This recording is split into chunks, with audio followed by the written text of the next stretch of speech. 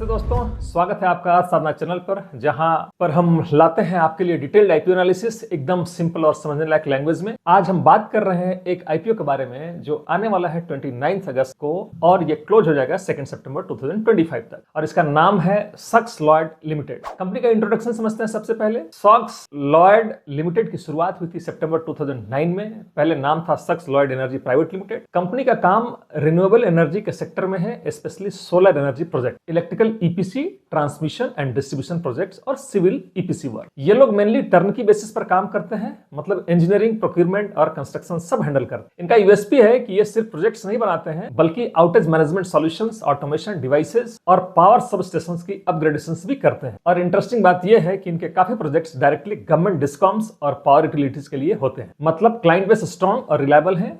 यहाँ डिस्कॉम बोले तो डिस्ट्रीब्यूशन कंपनी। इनके बिजनेस सेगमेंट्स को देख लेते हैं। पहला बिजनेस सेगमेंट है सोलर प्रोजेक्ट्स, जिसमें आता है रूफटॉप और ground mounted solar power plants install करना। सेकंड है ईपीसी, इलेक्ट्रिकल वर्क्स, इसमें transmission line, power substation, upgrading of power system. Third है civil projects, mainly government led civil constructions related to substations और infra. Fourth है man power staffing, company specialised staff provide करती है डिस्कम्स को for operations and maintenance. अब इनके target market और clients की बात करें तो कंपनी के बड़े क्लाइंट्स में शामिल हैं Bihar renewable energy development agency, south Bihar and north Bihar discoms, Tata power, Odisha distribution companies, Indian railways. Geographically इनके प्रोजेक्ट्स मेजरली बिहार और ओडिशा स्टेट्स में कंसंट्रेटेड हैं, मतलब एक focused utility driven client base है। आईपीओ डिटेल्स देख लेते हैं। आईपीओ ओपन डेट है 29 अगस्त 2025, आईपीओ क्लोज डेट है 2 सितंबर 2025, अलॉटमेंट है 3 सितंबर 2025, लिस्टिंग है 5 सितंबर 2025 और एंकर इन्वेस्टर्स बिडिंग है 28 अगस्त 2025। लिस्टिंग एक्सचेंज है BSE SME platform. Issue size की बात करें तो यह है 69.64 लाख शेयर्स का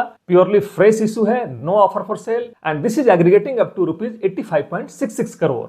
फेस वैल्यू है ₹10 पर शेयर, और प्राइस बैंड की बात करें तो this is 117 to 123 rupees per share. Allocation की बात करें तो रिटेल इन्वेस्टर्स के लिए रखा गया है 53.08% प्लस 3.5 लाख शेयर्स का मार्केट मेकर रिजर्वेशंस भी रखा गया है। रिटेल इन्वेस्टर्स की बात करें तो इनके लिए मिनिमम और मैक्सिमम 2 लॉट्स रखे गए हैं। शेयर्स 2000 होता है और अमाउंट होता है 2,46,000। अब स्मॉल एचएनआई की बात करें तो स्मॉल एचएनआई के लिए मिनिमम एप्लीकेशंस लॉट्स है 3, शेयर्स 3000 है और अमाउंट होता है 3,69,000। स्मॉल एचएनआई के लिए मैक्सिमम है 8 लॉट्स, अमाउंट होता है 9,84,000, और बिग एचएनआई के लिए मिनिमम 9 लॉट्स है, शेयर्स 9000 होता है और अमाउंट होता है 11,07,000। अब इनका लीड मैनेजर और स्टार देख लेते हैं। बुक रनिंग लीड मैनेजर हैं 3 dimensions capital services limited, registrar to the issues हैं केफिन टेक्नोलॉजी लिमिटेड, और मार्केट मेकर हैं after trade broking private limited. अब हम लोग ऑब्जेक्ट्स ऑफ द इशू देखते हैं, which is very very crucial for investor. Company जो पैसा इस आईपीओ से उठाएगी उनका प्रयोग कुछ इस तरह से करने वाली है।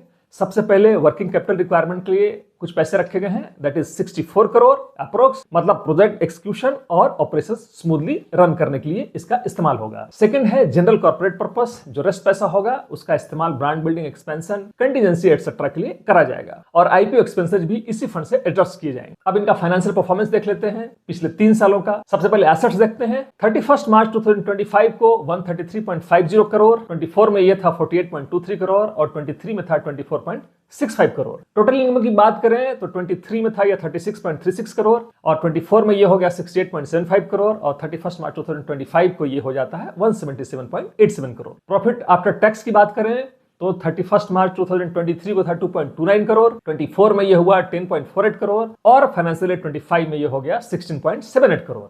एबिटा की बात करें तो 23 में 4.10 करोड़, 24 में 10.96 करोड़ और 25 में यह हो गया 25.83 करोड़। नेटवर्थ की बात करें तो एज ऑन 31 मार्च 2023 11.38 करोड़, 24 में 21.86 करोड़ और फाइनेंशियल ईयर 25 में 38.64 करोड़। रिजर्व एंड सरप्लस की बात करें फाइनेंशियल ईयर 23 में 8.13 करोड़, फाइनेंशियल ईयर 24 में 12.11 करोड़ और फाइनेंशियल ईयर 25 में 22.39 करोड़। टोटल बोरोइंग्स अगर देखें तो फाइनेंशियल ईयर 23 में 8.36 करोड़ था ये, जो हो गया 24 में 18.57 करोड़ और फाइनली ईयर 25 में बढ़कर हो गया 74.88 4.83 करोड़। दोस्तों आप देख सकते हैं कि सिर्फ 2 साल में रेवेन्यू 5 टाइम्स ग्रो हुआ है, पैट भी 2.29 करोड़ से बढ़कर 16.78 करोड़ हो गया है, लेकिन बोरोइंग्स भी इंक्रीज हुई हैं। फाइनेंशियल ईयर 23 में यह था 8.36 करोड़, फाइनेंशियल ईयर 25 में बढ़कर हो गया 74.83 करोड़। मतलब ये ग्रोथ डेट फंडेड। की रेशियोज की बात करें तो ROE is 55.47% as on 31st March 2025. ROC is 21.58%. Debt to equity is around 1.94. EPS is 10.32 rupees per share. NAV per share is 23.78. ये रेशियोज दिखाते हैं कि प्रॉफिटेबिलिटी अच्छी है, लेकिन डेट का लोड भी काफी ज्यादा है। पीयर कंपैरिजन के लिए चार्ट देख लीजिए। सॉक्स लॉयड्स पी जो है that is 11.9. This is notably lower than its peers क्योंकि रुलका इलेक्ट्रिकल्स का है 25.6 और गणेश ग्रीन भारत का है 44.8। ये इंडिकेट करता है कि मार्केट वैल्यूएशन सक्स लॉयड को रिलेटिवली मॉडेस्ट रेट पर कर रहा है। हो सकता है हाई ग्रोथ पोटेंशियल या अंडर वैल्यूएशन की वजह से ये हो। साथ ही रिटर्न ऑन नेटवर्थ की बात करें तो ये भी स्ट्रांग है, दैट इज एट नियरली 48%, जो कंसिस्टेंसी को हाईलाइट करता है। अब इनका हम लोग शॉर्ट एनालिसिस कर लेते हैं। सबसे पहले स्ट्रेंथ देखते हैं। Strong presence in solar plus power EPC sector. Big government discom clients revenue और प्रॉफिट दोनों एग्रेसिवली ग्रो मोड में है। EPC plus civil plus staffing का डाइवर्सिफाइड पोर्टफोलियो भी है। वीकनेसेस की बात करें तो heavy dependency on government contracts, almost 93% revenue are coming from government contract. This is the data relating to financial year 25। Borrowings काफी हाई हो गई है, डेट टू इक्विटी इज 1.9 से भी ज्यादा है। High client concentration, top 10 client से almost 88% का रेवेन्यू आ रहा है। अपॉर्चुनिटीज की बात करें तो huge push for renewable energy and solar under government scheme. Power infra modernisation demand, opportunity to expand new states geographies, private sector solar adoption rising. Threats की बात करें तो पॉलिसी या regulatory delays in government project number 1। Second, raw material price fluctuations impacting margins, delay in discom payments, high competitive EPC industry. GMP अभी इनका 0 है और GMP जब आएगा भी तो भी मेरा ये सलाह रहेगा कि आप जीएमपी पे बहुत रिलाई ना करें, क्योंकि ये बहुत वोलाटाइल होता है। आप सलाह अपने रिसर्च पे और अपने फाइनेंशियल एडवाइजर से मिलकर लें। तो दोस्तों समरी ये है कि सक्स लॉयड लिमिटेड एक rapidly growing EPC and solar company है जिसके पास गवर्नमेंट क्लाइंट्स और सॉलिड ऑर्डर बुक है। रेवेन्यू और प्रॉफिट दोनों तेजी से ग्रो हुआ है, लेकिन डेट लेवल्स, कैश फ्लो और गवर्नमेंट डिपेंडेंसी एक रिस्क फैक्टर बन जाते हैं। रेवेन्यू और प्रॉफिट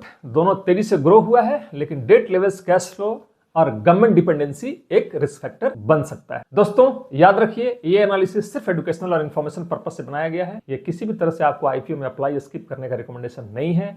फाइनल डिसीजन हमेशा अपने खुद के रिसर्च के बेसिस पर या अपने से भी रजिस्टर्ड फाइनेंशियल एडवाइजर की सलाह पर ही कीजिए। अगर आपको ये एनालिसिस पसंद आया हो तो वीडियो को लाइक करें, शेयर करें और हमारे चैनल अर्थ साधना को सब्सक्राइब करना ना भूलें और साथ में बेल बटन दबाना ना भूलें, ताकि जब भी हम कोई वीडियो अपलोड करेंगे तो आपको सबसे पहले उसकी जानकारी मिल सके। मिलते हैं नेक्स्ट वीडियो में, तब तक के लिए जय हिंद, जय भारत।